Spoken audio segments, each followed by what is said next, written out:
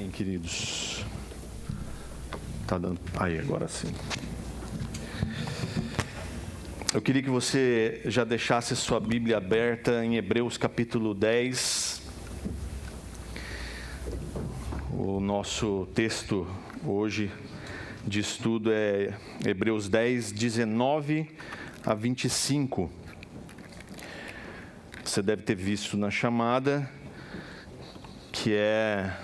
O título da mensagem hoje é Que a Sua Fé Seja Perseverante.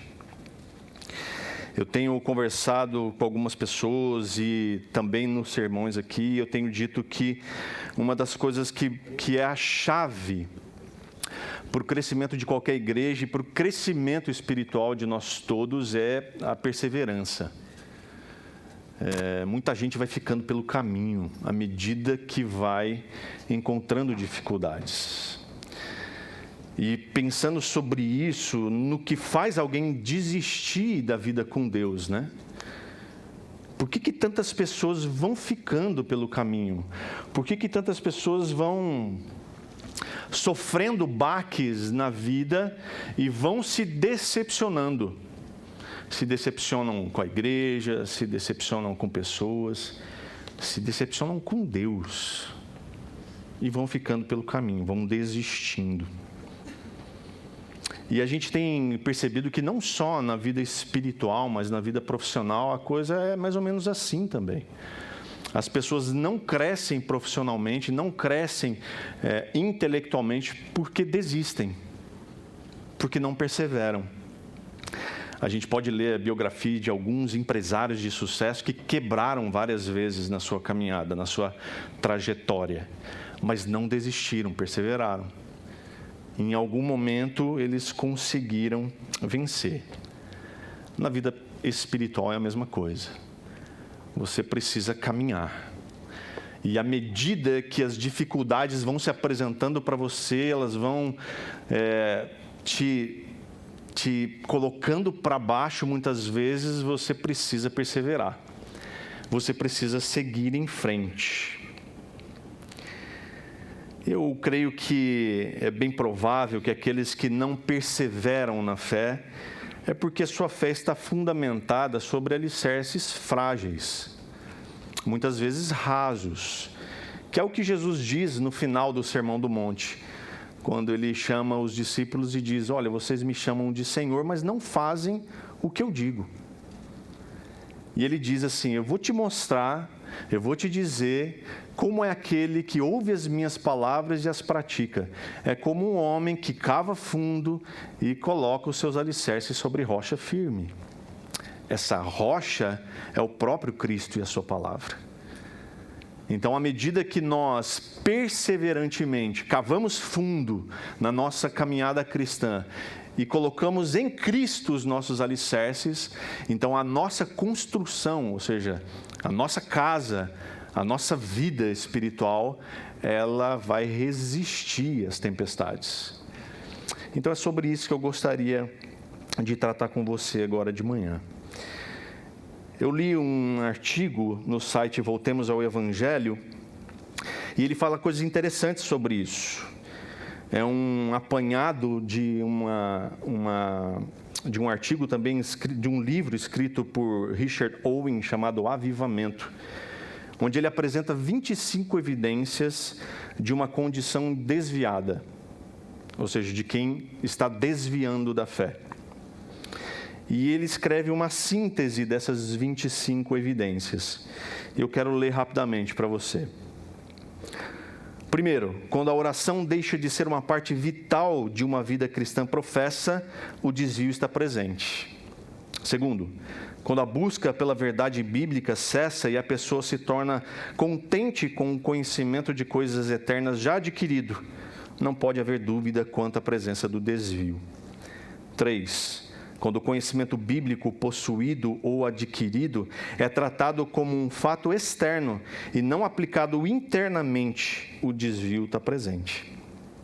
Quando pensamentos ardentes sobre as coisas eternas deixam de ser regulares e consumidores, isso devia ser um sinal de alerta para o desviado.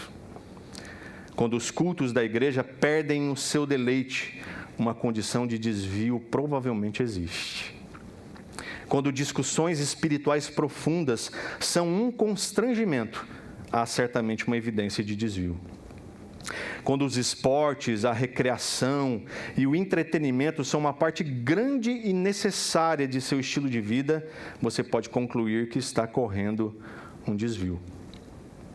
Quando os pecados do corpo e da mente podem ser praticados sem uma revolta em sua consciência, a sua condição de desviado é certa. Quando as aspirações por uma santidade semelhante à de Cristo param de dominar a sua vida e seu pensamento, o desvio está ali. Quando a aquisição de dinheiro e bens materiais se torna uma parte dominante de seu pensamento, você tem a clara confirmação de desvio. Quando você pode pronunciar canções e palavras religiosas sem o coração, tenha certeza de que o desvio está presente. Quando você pode ouvir o nome do Senhor ser tomado em vão, questões espirituais ridicularizadas e questões eternas tratadas de forma frívola, sem ser levado à indignação e à ação, você está desviado. Quando você pode assistir a filmes e programações de televisão degradantes e ler literaturas moralmente debilitantes, você pode estar seguro de seu desvio. Quando quebras de paz e irmandade não são motivo de preocupação para você, isso é uma prova de desvio. Quando a menor desculpa parece suficiente para afastar você do dever e da oportunidade espiritual, você está desviado. Quando você fica satisfeito com uma falta de poder espiritual e não mais busca repetidos revestimentos de poder do alto, você está desviado. Quando você desculpa seu próprio pecado e preguiça, dizendo que o Senhor entende e lembra que somos pó, você revela sua condição de desviado. Quando não há mais música em sua alma e em seu coração, o silêncio testifica de seu desvio. Quando você se ajusta alegremente ao estilo de vida do mundo, seu próprio espelho vai lhe dizer a verdade sobre o seu desvio. Quando a injustiça e a miséria humana existem ao seu redor e você não faz nada para aliviar o sofrimento, fique certo de seu desvio. Quando a sua igreja caiu em declínio espiritual e a palavra de Deus não é mais pregada ali com poder e você permanece satisfeito, você está em uma condição de desviado. Quando a condição espiritual do mundo declina ao seu redor e você não consegue percebê-lo, isso é testemunho da sua situação de desvio. Quando você está disposto a enganar o seu empregador, o desvio é patente. Quando você se acha rico em graça e misericórdia e se maravilha com sua própria piedade, então você caiu profundamente em desvio. E por último, quando suas lágrimas estão secas e a realidade espiritual dura e fria de sua existência não é suficiente para fazê-las rolar, veja isso como um terrível testemunho da dureza de seu coração e da profundidade do seu desvio. Vamos orar? Meu Deus, em nome de Jesus, Pai, nós nos colocamos com temor e tremor diante do Senhor. E clamamos a Ti nessa manhã que o Teu Espírito Santo fale ao nosso coração. E que haja, meu Deus, transformação em nós, para a honra e glória do Senhor. Em nome de Jesus. Hebreus foi escrito para judeus que estavam sendo tentados a voltar para suas práticas anteriores, de um judaísmo místico. Alguns judeus, mestres, estavam pregando uma doutrina que, na verdade, ela não combatia diretamente o cristianismo, mas ela adaptava.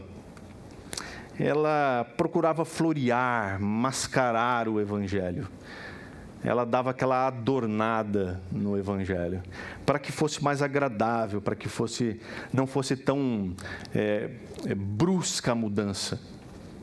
Então isso atraía certos cristãos meia tigela da época. O tema central dessa carta é mostrar a supremacia e suficiência de Jesus, mostrando que Ele é o único e suficiente mediador entre nós e Deus, e que Ele é muito superior aos anjos, muito superior a Moisés e todos os profetas. Ou seja, Jesus é o melhor e maior amigo e mestre que eu e você podemos ter. O capítulo 10 vai nos mostrar que os crentes são movidos pela comunhão reestabelecida com Deus em Cristo Jesus. Vai nos mostrar também que a fé precisa ser presente e perseverante. E então vai mostrar que nós crentes precisamos estar conscientes das bênçãos infinitas que nos aguardam no futuro.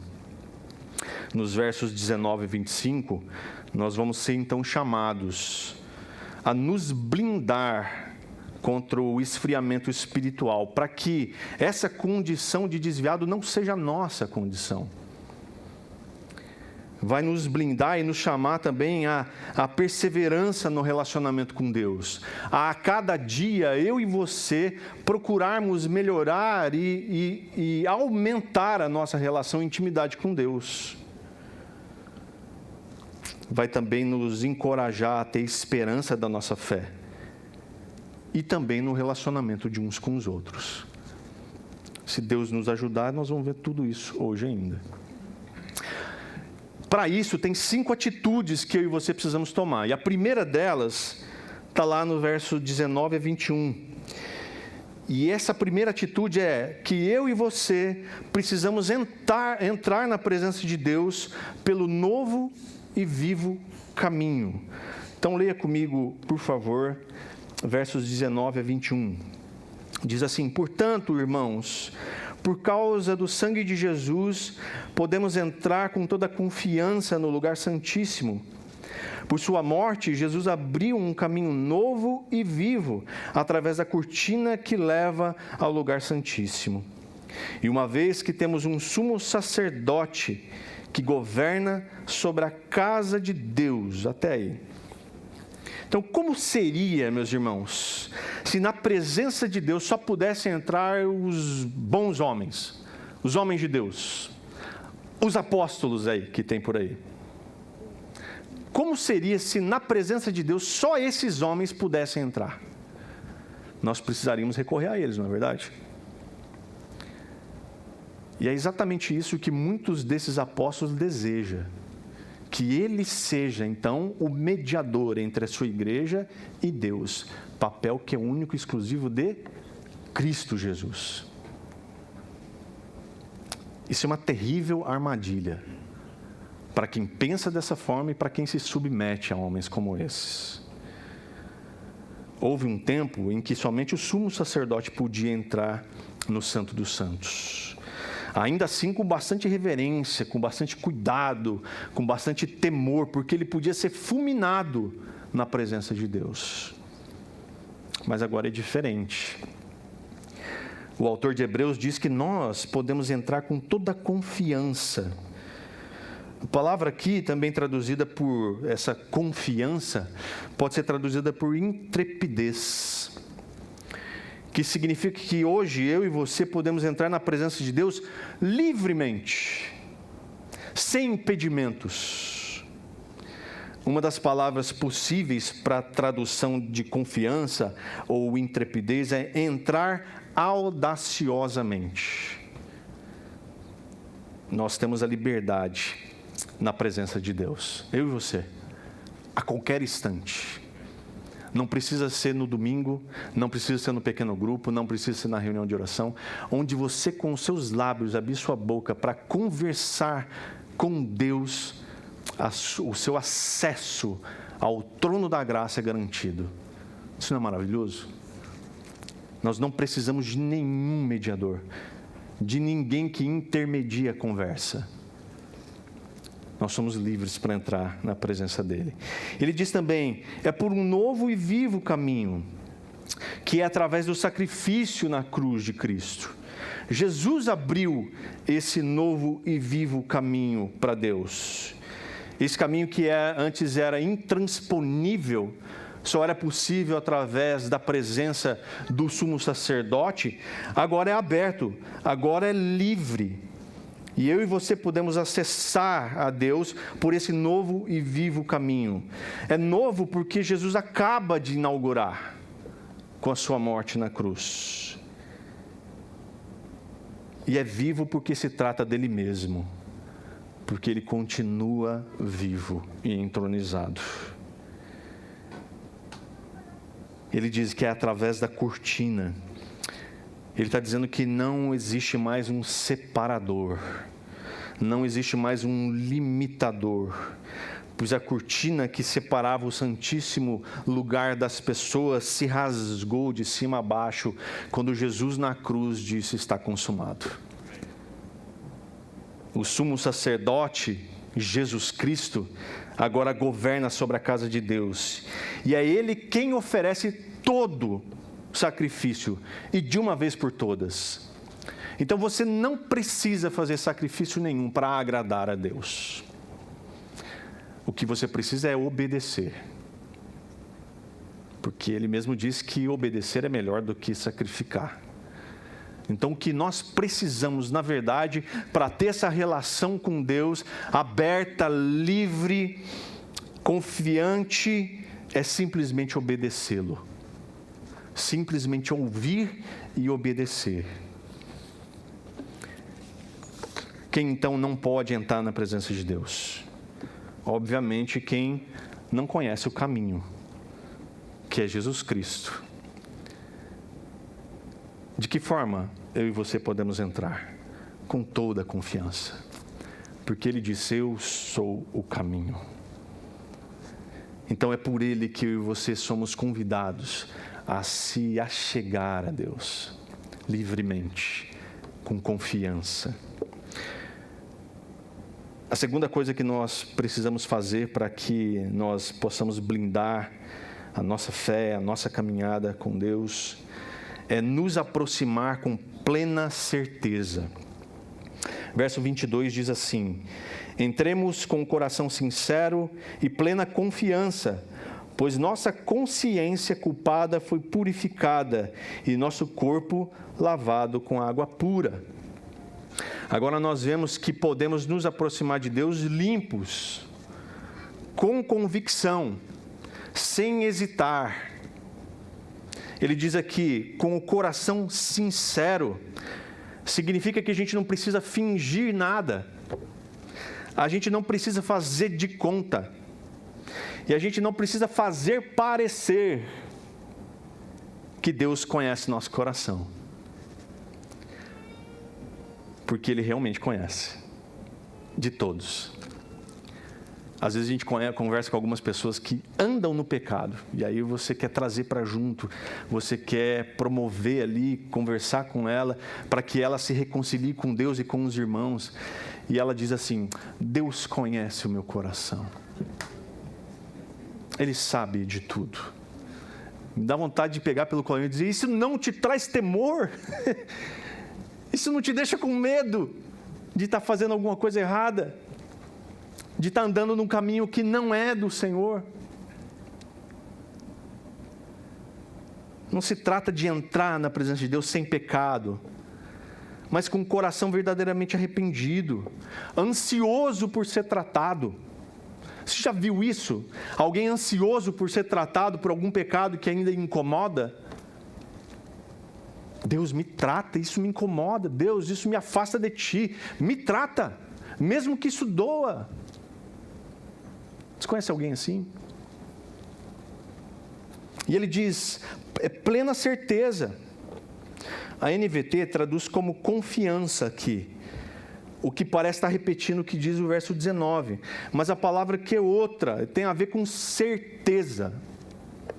Ou seja, o nosso coração deve ser sincero e convicto de que Deus perdoa os nossos pecados.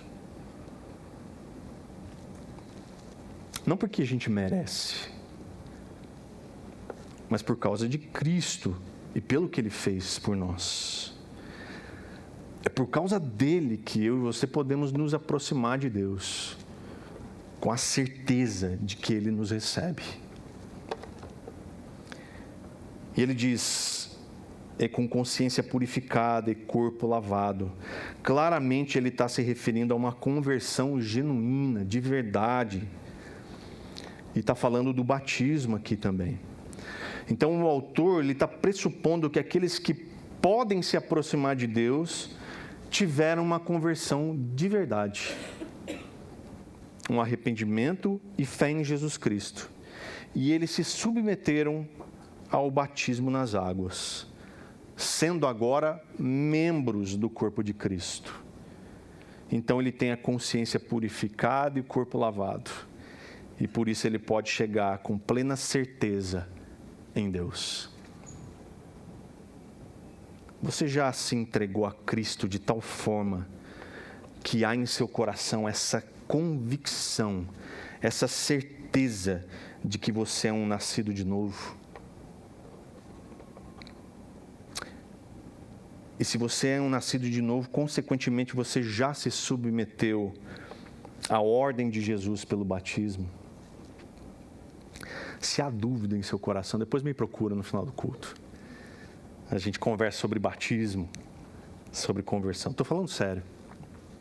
Se há algum resquício de dúvida em seu coração, o meu desejo é que essa dúvida termine hoje.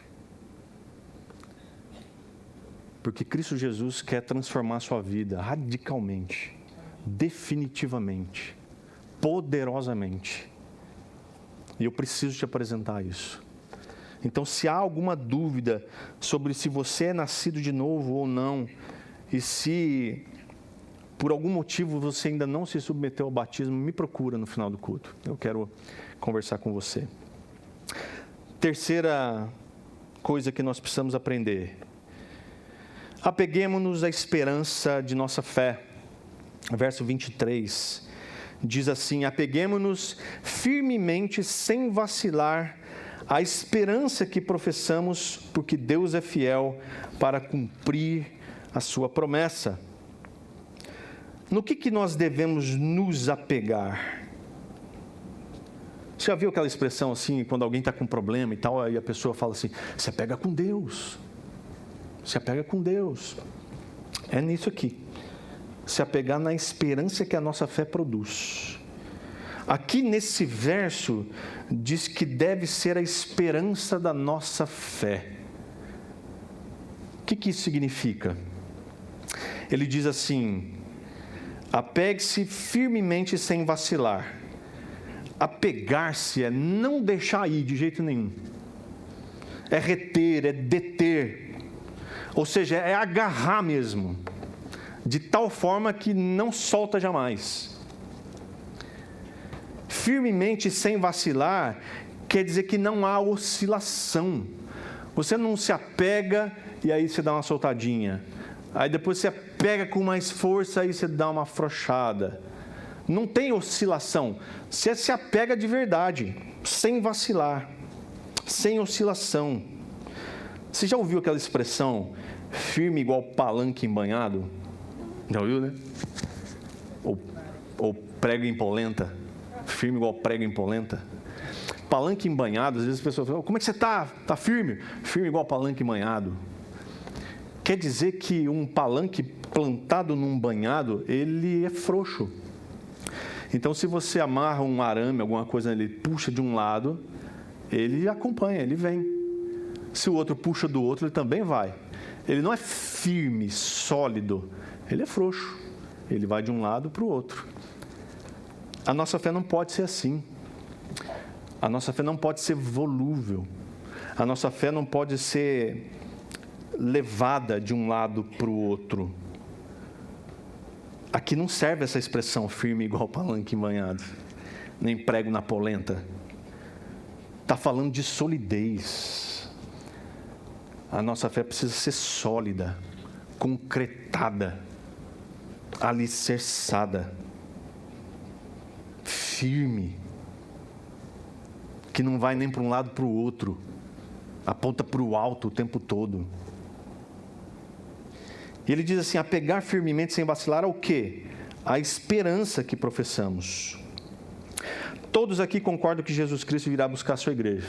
Amém? Amém. Glória a Deus. E que nós, a igreja do Senhor, somos a noiva de Cristo. Amém? E quando Ele vier nos buscar, nós habitaremos com Ele nas mansões celestiais. Aleluia! Glória a Deus. Todos concordamos com isso. Mas a palavra esperança não te traz uma conotação meio de dúvida? Eu espero que seja assim. Eu espero que tudo isso seja verdade, que Jesus venha de fato buscar a sua igreja e que nós sejamos a sua igreja e que vamos habitar com Ele em mansões celestiais. Aleluia. Espero. Não. Está falando aqui que a gente precisa ter convicção disso. Não é uma esperança com conotação de dúvida, é uma esperança de certeza. Eu tenho a certeza de que Cristo virá me buscar. Eu tenho convicção de que eu habitarei com Ele nas mansões celestiais. Essa é a hora que você dá aquele amém de verdade.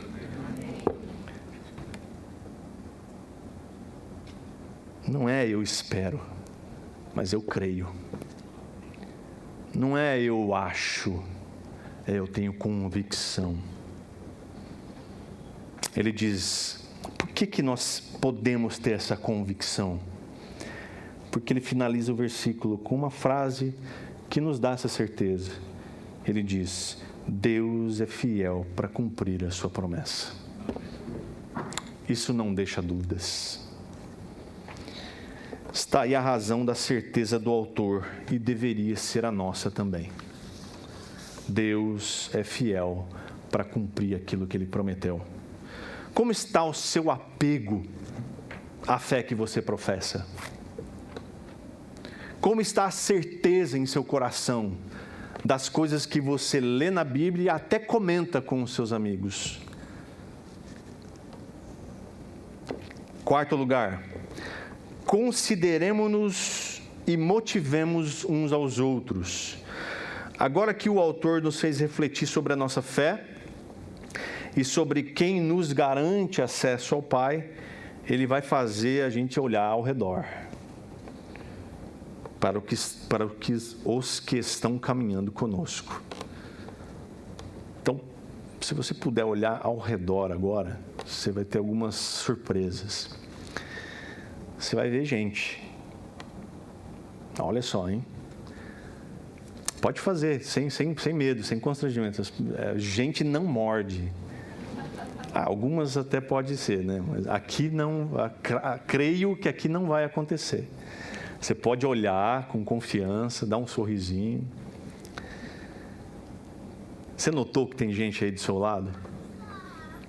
Você notou, inclusive, que tem gente que talvez você não saiba o nome? Você notou que essas pessoas estão no mesmo lugar que você, ouvindo a mesma palavra? O lugar que nós chamamos de igreja. A palavra diz, consideremo-nos. Essa palavra quer dizer mais do que saber que o outro está ali. Por mais que você saiba o nome de quem está do seu lado, a palavra consideremo-nos é mais do que você saber. Olha, o fulano veio hoje. Ah, que legal. Um visitante. Que legal. Joia. Que bom. Essa palavra quer dizer que nós devemos notar, perceber, observar, considerar atenciosamente, fixar os olhos. Então, não estranhe se alguém fixar os olhos em você. Ela está considerando você. Está te olhando. Não estranhe, não se está acanhado de alguém olhar para você. Ela está te considerando. Fixar a mente no outro. Quando você olha para alguém e fala assim, puxa, o irmão veio hoje. Que bom, graças a Deus. Louvado seja o Senhor. Ele está pensando em você, Ele está te considerando. E quando alguém vem e pergunta para você, olha, não te vi aqui. Primeira vez que você vem, como é que é o seu nome? Também está te considerando. Ele está notando, Ele está percebendo que você está aqui. Ele quer gerar em você relacionamento, com você relacionamento. Porque Ele também diz aqui para a gente motivar uns aos outros.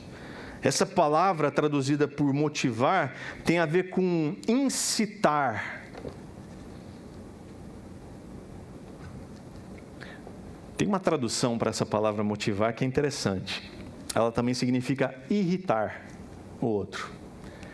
É como se estivesse do lado do outro cutucando. E aí? Vamos junto? Você ouviu aquela expressão também, quando alguém fala assim, o Espírito Santo está me incomodando para fazer algo, para falar algo. Já viu isso? Eu fico imaginando o Espírito Santo incomodando alguém, né? Cutucando, vai, fala, vai, faz, vai, ora, vai, fala comigo. E sabe aqueles cutucão na costela assim? Você dá É isso. Mas a gente pode trocar a palavra, em vez de incomodar, é motivar. Fica melhor, né? O Espírito Santo está me motivando a falar com você. O Espírito Santo está me motivando a ler mais a Bíblia. O Espírito Santo está me motivando a andar mais com os meus irmãos. Então a palavra diz para que nós irritemos uns aos outros. Não, motivemos uns aos outros. Incitemos uns aos outros a andar juntos, a caminhar mais perto. Isso é motivar. A quê? Motivar a quê? Na prática do amor e das boas obras. Nós devemos motivar os nossos irmãos a amarem-se uns aos outros, a amar tanto ao ponto de servi-lo. Então eu amo tanto o meu irmão que eu quero servi-lo. Eu quero pagar um café para ele. Quero chamar para jantar, para almoçar. Quero passear com o cachorro dele. Quero ajudar na limpeza do quintal dele. Na prática do amor e das boas obras. É assim, de maneira simples, quando alguém ama o outro e deseja simplesmente servi-lo. E servi-lo com o dom que Deus deu. De que forma você considera os outros ao seu redor? Você apenas nota que há alguém do seu lado, que tem alguém na sua frente, atrás de você? Você percebe a presença de alguém? Ou você se interessa de verdade como poderia motivá-lo a amar e a servir com você? Ou como você ama e serve? Por último, juntos nós encorajemo-nos uns aos outros. O verso 25 diz assim: e não deixemos de nos reunir, como fazem alguns, mas encorajemo-nos mutuamente, sobretudo agora que o dia está próximo. De novo, aqui parece ser a mesma coisa de encorajar, de motivar, mas não é. Trata-se de algo mais profundo, mais próximo, mais íntimo ainda. Ele diz, não deixemos de nos reunir. Em outras versões vai dizer, não deixemos de congregar. Ou seja, é para a gente não deixar de estar junto. É para a gente não deixar de se reunir, de estarmos aglomerados juntos. A palavra não deixar é não abandonar, não desertar. E congregar fala de reunião de igreja mesmo. Assim como a igreja fazia desde os primeiros encontros da igreja primitiva. Alguns faziam isso de não se reunir, de evitar os encontros, mas nós, cristãos, não devemos. Nós, crentes, precisamos estar reunidos. Essa reunião é de todos aqui e de alguns de nós nos pequenos grupos. Nas casas não é possível estar todo mundo junto, mas é possível que um grupo pequeno se reúna. E aos domingos todos estamos aqui juntos para celebrar e adorar a Deus. E para considerar uns aos outros e motivar uns aos outros na prática do amor e das boas obras. Ele diz, encorajemo-nos mutuamente. A palavra aqui para encorajar é a mesma usada para descrever o Espírito Santo, olha só que interessante. Que é o consolador, o encorajador. o Paráclito, é a mesma palavra. Encorajar significa que a gente deve chamar para o lado. Ou seja, trazer para perto. Quando você percebe alguém desgarrado, o que você faz? Empurra de vez lá para fora. Não. Você traz para o lado. Você caminha ao lado. Assim como o Espírito Santo faz conosco. Ele é o Paráclito, aquele que caminha ao lado. Então a palavra está dizendo, encorajemo-nos mutuamente, chamem para o lado um do outro. Encoraje, traga para perto, ande lado a lado, exorte uns aos outros. Exortar não é dar bronca, é encorajar, é dizer, vamos meu irmão, não esmurece não, não desiste não, vamos caminhar junto mais um pouco, persevera, fica firme, vamos orar junto. Significa que a gente precisa discipular uns aos outros. Simples assim. Caminhar juntos. Como pode a gente viver numa igreja, numa comunidade cristã e viver uma vida solitária? Não tem cabimento. Não tem sentido. Porque nós somos chamados a encorajar um ao outro, a andar lado a lado um com o outro. Ainda mais agora, como ele diz aqui, sobretudo agora. Tudo isso, meus irmãos, é urgente. Não é tarefa para amanhã, não é tarefa para o pequeno grupo no meio da semana, não é tarefa para o próximo culto. Você pensa, poxa, no próximo culto vou notar quem está sentado do meu lado. No próximo culto, eu vou fazer com que isso tudo seja verdade na minha vida, para que um esfriamento não me alcance e uma condição de desviado não seja minha. É para agora. É já. Essa mudança requer urgência. Precisa ser imediato. Como que você vê as reuniões da sua igreja, da sua comunidade? As reuniões da nossa igreja, meus irmãos, são oportunidade que Deus dá para mim e para você, para motivar e encorajar os nossos irmãos a serem crentes, que entendem bem o seu papel na comunidade que Deus o plantou. Então essa é a minha e a sua tarefa, é ajudar os nossos irmãos a entender o seu papel. Então, com essa reflexão de hoje, nós devemos avaliar, meus irmãos, como é que a gente tem entrado na presença de Deus, cujo caminho foi Jesus Cristo quem abriu, e abriu com o seu sangue.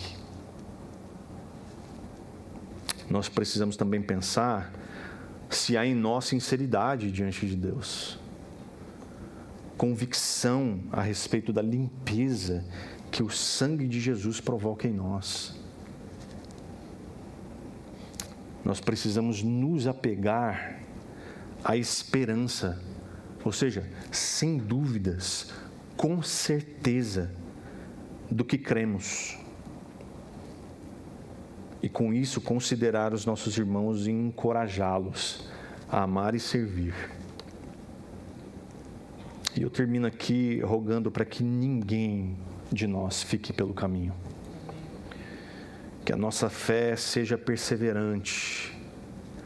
E mais do que isso, seja contagiante, de tal forma que gere nas pessoas que circulam a gente, as pessoas ao nosso redor, que haja neles o desejo ardente de se juntar a nós nessa jornada, nessa caminhada, porque só há benefícios e recompensas, assim como eu e você cremos. Amém? Vamos orar. Meu Deus, muito obrigado, Senhor, pela Tua palavra. O Senhor diz que a Tua palavra jamais volta para o Senhor vazia. Então, meu Deus, em nome de Jesus, eis aqui os nossos corações, para que a Tua palavra cause transformação em nós. Quem tem ouvidos, ouça o que o Espírito diz a Tua palavra. Então, meu Deus, em nome de Jesus, que os nossos corações sejam solo fértil para essa palavra. Eu oro, Deus, para que cada um de nós aqui hoje tenhamos entendido a importância de estarmos juntos, de reunirmos, de estarmos na assembleia, na reunião, na igreja, na comunhão uns com os outros, no encorajamento mútuo. Pai, em nome de Jesus, que essa verdade seja plantada em nosso coração. Tudo isso para que o Senhor seja glorificado. Em nome de Jesus. Que o amor de Deus, nosso Pai, a graça de Jesus, o Filho de Deus, e a comunhão do Espírito Santo estejam com todos nós. Amém, Senhor. Amém. Que Deus te abençoe, que você tenha uma semana cheia da presença de Deus, que o Senhor possa fazer você lembrar de cada uma dessas palavras e faça você refletir sobre ela e, mais do que refletir, vivê-la, para a honra e glória do Senhor. Deus te abençoe. Boa semana. Quinta-feira...